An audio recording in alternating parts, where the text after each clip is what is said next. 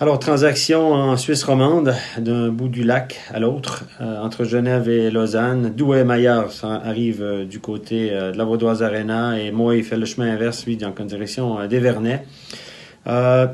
Fait inhabituel, on va analyser ça ensemble. On n'a pas l'habitude en Suisse d'avoir ce genre de transaction, c'est toujours intéressant. À court terme, c'est toujours délicat d'analyser, on est toujours plus malin après. Je vous dirais que pour l'instant, Lausanne a pris un certain risque en se débarrassant, en laissant aller finalement Tyler Moy. Pour moi, Tyler Moy est un excellent joueur de hockey, c'est un droitier, un attaquant offensif qui peut jouer top 6 sur les 2 premiers blocs dans cette ligue. Qui a une excellente vision du jeu, c'est un bon passeur, peut être assez solide physiquement et puis est assez bon aussi en supériorité numérique pour distiller des passes, d'excellentes passes. Donc l'année passée, rappelez-vous, c'est quand même 18 assists, un des meilleurs passeurs du club à Lausanne. Là où il n'a pas performé, c'est au niveau des buts. On s'attendait à un petit peu plus de production. On s'attendait qu'il trouve le filet un petit peu plus souvent du côté de Lausanne. Il a sous-performé clairement à ce niveau-là. De l'autre côté, on a Florent Douai qui demeure un joueur de soutien, un joueur de 3e, voire 4e bloc, qui est assez efficace en infériorité numérique.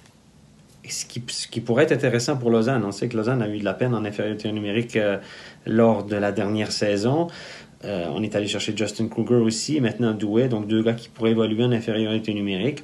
Mais Douai reste quand même un joueur qui ne peut pas avaler de grosses minutes, qui n'est pas un spécialiste vraiment. C'est un joueur qui peut avoir une présence physique, oui, qui arrive dans la maturité, mais ça reste quand même un joueur de soutien. Donc moi, Douai, avantage à Genève, clairement. Par contre, la carte cachée, peut-être, c'est Guillaume Maillard. Guillaume Maillard est un bon jeune joueur en devenir, qui ne deviendra probablement pas une vedette dans cette ligue-là, mais qui pourrait devenir un joueur solide de National League. Et il est jeune, il est dynamique, c'est un travaillant, il peut jouer physiquement, c'est un kid qui a une bonne attitude. Et pour lui, c'est un retour à Lausanne. Alors, il était parti de Lausanne en mauvais termes, il faut le dire. En tout cas, le clan Maillard était en mauvais termes avec Ian Alston au niveau du contrat de formation. Ils avaient décidé de partir du côté de Genève pour aller parfaire sa formation, terminer ses classes juniors. Il revient à Lausanne. Je pense que si Ian Alston était toujours sur place, il ne serait jamais revenu. Mais maintenant, il est revenu.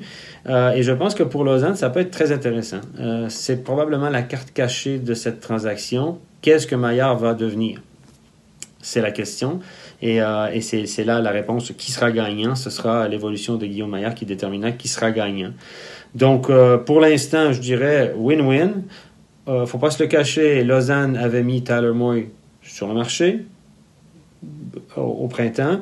Et du côté de Genève, on ne cherchait pas forcément à conserver Florent Douai au Vernet pour différentes raisons.